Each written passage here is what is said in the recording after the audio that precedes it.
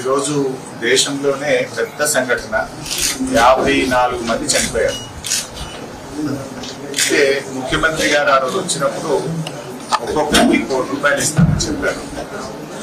కొన్ని కుటుంబాల పరిస్థితి ఎట్లుందంటే ₹1 ఇయ్యని కుటుంబాలు కూడా ఉన్నాయి, డెడ్ బాడీలు దొరకని కుటుంబాలు ఉన్నాయి.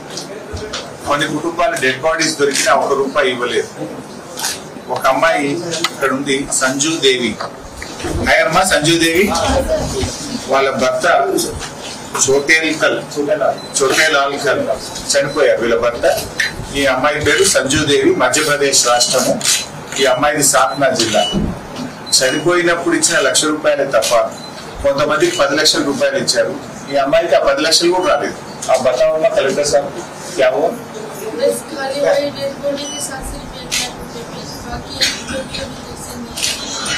वो आपके ससुर के साथ गए क्या?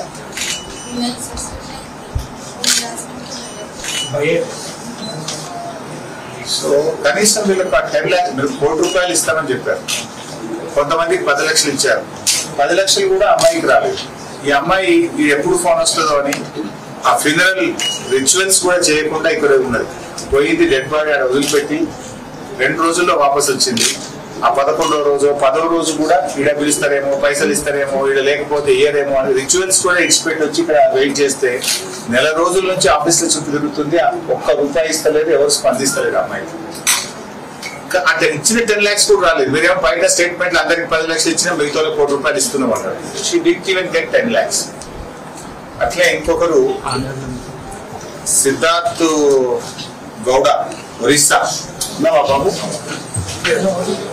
ఈయన వీళ్ళ బ్రదర్ పేరు వచ్చేసి చనిపోయిన పేరు సిద్ధార్థ్ గౌడ, వికాస్ గౌడ.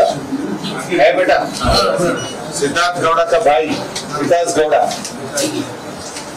ఈ సిద్ధార్థ్ గౌడ అనే కార్మికుడు చనిపోయాడు. ఈయన ఒరిస్సా రాష్ట్రం. వాళ్ళ తమ్ముడు వికాస్ గౌడ. వీళ్ళకు क्या हुआ बताओ भाई साहब को करते साहब डेड बॉडी लेने का टाइम पे 1 लाख फिर कंपनी गया तो बोला 1 महीना लास्ट में देखा, बोले अब तक के जा रहे तो भेज दे। वो 10 लाख भी नहीं दिए, कभी भी गए तो भेज दे रहे। क्या बोल रहे हैं? बोल रहे मिलेगा, लेकिन कुछ नहीं बोल। वो 10 लाख भी नहीं मिला। बोले कितना 1 करोड़ देंगे, लेकिन ₹1 नहीं मिला। ठीक, आप जब इधर आइए, अंदर चाहिए नहीं तो बाजू चाहिए. అట్లే ఇప్పుడు గాయపడ్డ వాళ్ళ పరిస్థితి కూడా ఇంకా చాలా ఉన్నాయి కేసెస్, కానీ నేను ఎక్కువ పోను. గాయపడ్డ వాళ్ళ పరిస్థితి ఇప్పుడు యశోద హాస్పిటల్లో 2 పేషెంట్స్ ఉన్నారా బాబు? అన్రేష్, అభిలాష్, సుష్మా అనే అభిలాష్ అని ఒక కార్మికుడు గాయపడి యశోదలో వైద్యం పొందుతున్నాడు. డాక్టర్లు ఏం చెప్పిండంటే ఆయన ఇంకా 2 ఏళ్ళైనా నడవలేడు, ఆయన కాళ్ళు నిలబడవు, నడవలేడు అని చెప్పాడు. పూర్తిగా గాయాలైపోయింది. ఇంకో అమ్మాయి జమ్మికుంట అమ్మాయి సుష్మా, కరీంనగర్ జిల్లా. ముఖం మొత్తం కాలిపోయింది, ఫేస్ కనబడతలేదు. ₹50,000 ఇచ్చేసి పెట్టింటారు. వాళ్ళ పరిస్థితి ఏంది? కనీసం అన్నానికి ఎంబడుండే అటెండెంట్లకు వచ్చే బస్ కిరాయిలకు కూడా పైసలు లేవు. వాళ్ళు బతుకున్నారు కానీ జీవోత్సవాలు మాట్లాడతలేరు, కాళ్ళు లేస్తలేవు, కాళ్ళు నిలబడలేకపోతున్నారు. వాళ్ళకి ₹50,000 ఇచ్చి చేతులు చుట్టుకుంటే ఎట్లయితే? తీవ్రంగా గాయపడ్డ వాళ్ళకి 50,000 ఇస్తారా? నెల రోజులైంది ఇంకా హాస్పిటల్నే ఉన్నారు వాళ్ళు. చెప్పు పాపు ఏమైతుంది? సుష్మా అమ్మాయి ఫోటో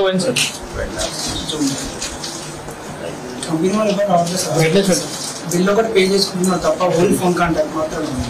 ఎలా ఉంది వచ్చి ఏందని ఒక్కరు కూడా అడగట్లేదు. కంపెనీ వాళ్ళు ఒక్కరు, జిల్లా కలెక్టర్ నుంచి కానీ కంపెనీ వాళ్ళు కానీ ఆ దవాఖానకు మరి సూచన లేడు. ఇది అమ్మాయి హాస్పిటల్ ఇంకొక పర్సన్ యశోద ఎవరు రావట్లేదు, ఏమి ఇస్తారు? 50,000 ఇచ్చి చేతులు దుక్కున్నారు. వాళ్ళ పరిస్థితి ఏంటంటే నాకు జీతం రావాలి కదా 1వ తారీఖు, ఆ భార్య పిల్లల ఫీజులు కట్టాలి, కిరాయి కట్టాలి, పాల బిల్లు కట్టాలి, వాళ్ళు ఎట్లా బతకాలి? 50,000 ఇచ్చిన చేతులు దొరుకుతుంటే నెల రోజులైంది హాస్పిటల్లో. వాళ్ళకు కూడా ఇది కరెక్ట్ కాదు. తీవ్రంగా గాయపడ్డ వాళ్ళకు కూడా ₹50 లక్షలు ఇవ్వాలి. ఇమీడియట్ గా కొంత డబ్బు రిలీజ్ చేయండి. ఆ ఫ్యామిలీస్ లో కూడా కాపాడుకోవాలనేది మా విజ్ఞప్తి. అట్లా ఇంకా వేరే ఫ్యామిలీస్ చూస్తే చాలా మంది ఉన్నారు. నేను ఒక 2-3 మాత్రమే మీకు రిప్రజెంట్ చేస్తాను, అన్నీ చేయలేను. తర్వాత ఇప్పుడు 8 మంది తప్పిపోయిన కుటుంబాలు, తర్వాత చనిపోయిన కుటుంబాలు ఉన్నారు. సపోజ్ సతీష్ కుమార్ ఉన్నావు బాబు, ఉత్తరప్రదేశ్. ఆయన తెలుగు వస్తుంది, ఇక్కడే పుట్టి పెరిగిండు, వాళ్ళు ఉత్తరప్రదేశ్. వాళ్ళ నాన్న చనిపోయాడు.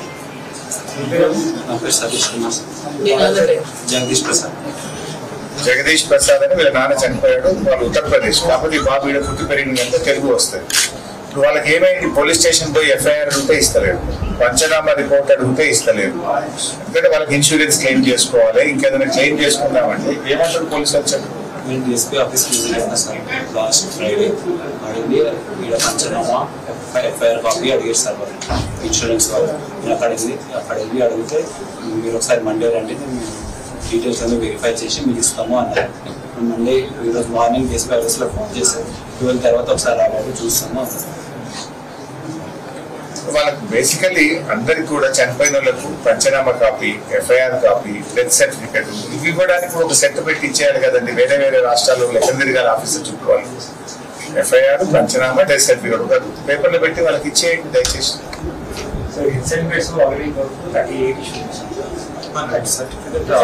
వచ్చింది సార్, కానీ డెత్ సర్టిఫికెట్ తో పాటు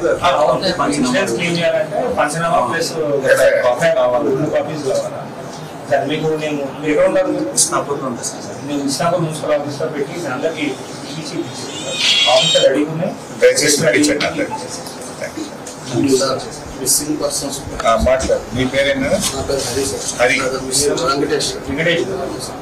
వీళ్ళ అన్న మిస్ అయిపోయాడు వెంకటేష్, ఈయన పేరు హరి. చెప్పినాను లాస్ట్ మీకు ఆల్రెడీ మాట్లాడడం జరిగింది సార్. ఇంతవరకు లాట్ ఆఫ్ ఎక్స్ప్రెస్ 15 lakhs అనేది రిలీజ్ చేశారు. ఇంకా అప్పటి నుంచి మీ ఆఫీస్ నుంచి కానీ కంపెనీ యాజమాన్యం నుంచి కానీ మాకు ఎటువంటి రెస్పాన్స్ కూడా లేదు సార్. లాస్ట్ టైం కూడా మీతో ఒక 10 days బ్యాక్ మాట్లాడాను సార్. మాట్లాడేటప్పుడు ఎలా చేయాలి ఏం చేయాలని మీరు చెప్తారు. బట్ మాకు ఫర్దర్గా మాకు ఇంతవరకు సర్టిఫికేట్ కూడా రాలేదు సార్. మాకు అసలు బాడీ ట్రేసెస్ కూడా ఇంతవరకు ఐడెంటిఫై కాలేదు. మా కార్యక్రమాలు కూడా కొంచెం మట్టి తీసుకెళ్ళి చేసుకున్నాం సార్. అంత దురదృష్ట పరిస్థితుల్లో మేము చేసుకోవాల్సి వచ్చింది సార్. తర్వాత ఫర్దర్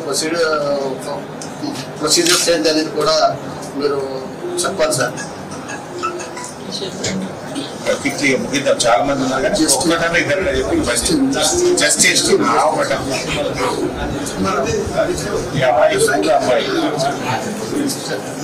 సిస్టర్స్, చెప్పు నాన్న. జస్టిన్ ఎవరు మాట్లాడతారు? నాకేం ఆధారం లేదు సార్. నాకేమైనా చేయండి.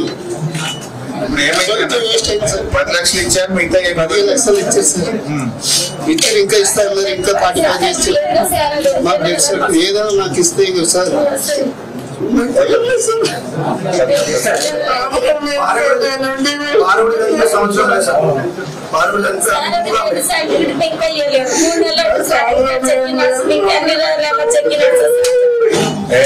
చెప్పండి సార్, మీరు మనకు చేస్తారు అదే మాకు ఆధారం ఉంటుంది కదా.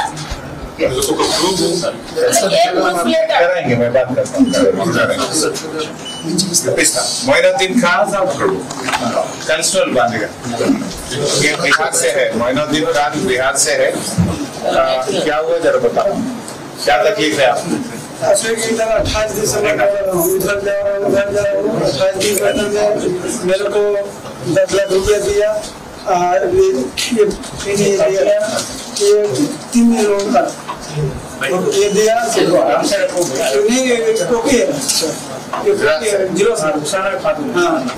तो सर ये दिया। बोला कि पूछा कि सर क्या कैसे आगे चल रहा, बातें कर कुछ नहीं। कोई बता रहा कि 1 महीना, कोई बता रहा 3 महीना, कोई बता रहा साल भर। बताइए सर, हमारे बाल बच्चे के साथ को हमारा फैमिली है, बच्चा हम बैठ के कितना खिलाएंगे, जो मिलेगा तो कुल खिला देंगे। तो जैसे होगा घर रूम किराया सब पानी किन के सब पीना पड़ता। कुछ तो सुरक्षित निकलना चाहिए कि 2 महीने मिल जाएगा, 1 महीने मिल जाएगा, चाहे नहीं मिलेगा।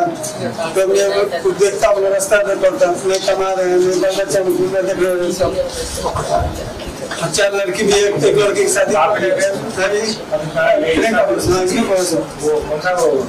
Current office Shivaji Mandir park. ఇప్పుడు లాస్ట్ టైం మిమ్మల్ని రిప్రజెంట్ చేసినాం, మా ఊళ్ళో రిప్రజెంట్ చేసిన మీరు మిగతా 85 లక్షలు ఇచ్చేదాన్ని ఒక 1 వీక్ లో లెటర్ ఇప్పిస్తా అని చెప్పారు. మీరు ఇప్పుడు 1 month అయింది. ఏం చెప్పామంటే అసెస్ మీకు ఇస్తాము అండ్ మీకు ఏమి లెటర్ రూపంలో వాళ్ళు అడిగారు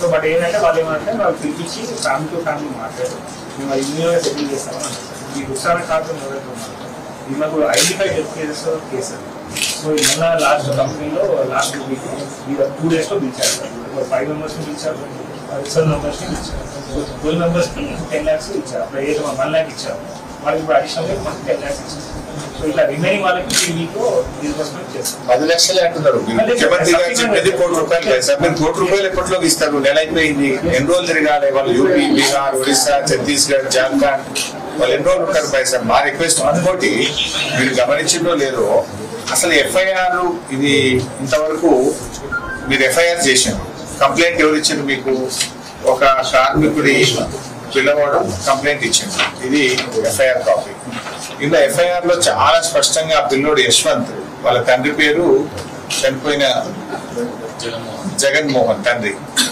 అందులో ఏం రాసిన అబ్బాయి అందులో కంపెనీ ఈ సిగాచి కంపెనీలో పాతబడిన మిషనరీ ఉండడంతో ప్రమాదం సంభవిస్తుందని ఎన్నోసార్లు మా నాన్న మరియు అదే కంపెనీలో పనిచేస్తున్న వర్కర్లు కంపెనీ మేనేజ్మెంట్ కు చెప్పడం జరిగింది అయినను మేనేజ్మెంట్ ఉద్దేశపూర్వకంగా కావాలని అదే పాతబడిన మిషనరీలతో పనిచేయించారు ఇలాగా పనిచేస్తే చాలా ప్రాణ నష్టం జరుగుతుందని మరియు తీవ్రమైన హాని కలిగే అవకాశం ఉందని మా కుటుంబ సభ్యులతో నాన్న చెప్పి బాధపడేవారు ఈ కంపెనీ పేలుడు సంభవించి మా నాన్నతో పాటు చాలా మంది చనిపోయారు అంటే ఇంతవరకు మీరు కంపెనీ మీద కేసు పెట్టలేదు కంపెనీ వాడిని ఒక్కరిని అరెస్ట్ చేయలేదు ఇంత స్పష్టంగా ఎఫ్ఐఆర్ లో వాళ్ళు ఇచ్చిన కంప్లైంట్ లో కంపెనీ నిర్లక్ష్యము కంపెనీ వాడు పాత మిషనరీ పెట్టి నేను చెప్పినా వినకుండా పనిచేయించడం వల్ల మా వాళ్ళు చచ్చిపోయిందంటే ఈ రోజు వరకు ఒక్కరిని అరెస్ట్ చేసిన కంపెనీకి మేనేజ్మెంట్ మీద కేసు బుక్ చేసిన మేనేజ్మెంట్ ఎందుకు అరెస్ట్ చేయలేదు అని మా ఆవేదన దానికి 54 ప్రాణాలు పోవడానికి కారణం కంపెనీ పైసా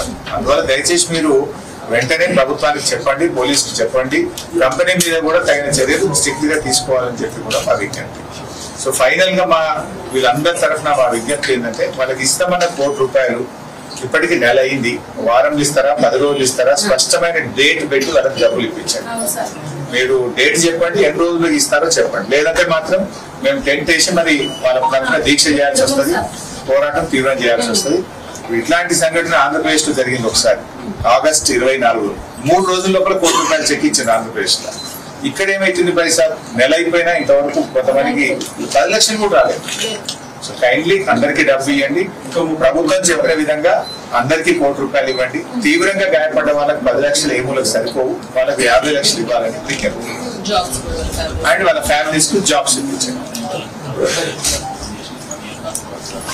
కంపెనీ వాళ్ళ హెచ్ఆర్ ఫోన్ చేసి ఏమంటుండటంటే సంవత్సరం పడుతుంది 6 నెలలు పడుతుంది తొందరపడుతుంది అని వాళ్ళ కంపెనీ హెచ్ఆర్ వాళ్ళకి చెప్తుంది 1 साल भी लगता 6 महीना लगता ఆ పైసా రోజు నయా రోజు ఫోన్ నై కన్నా అంటుంటారు అట్లా అనడానికి లేదు ప్లీజ్ టెల్ దెం థాంక్యూ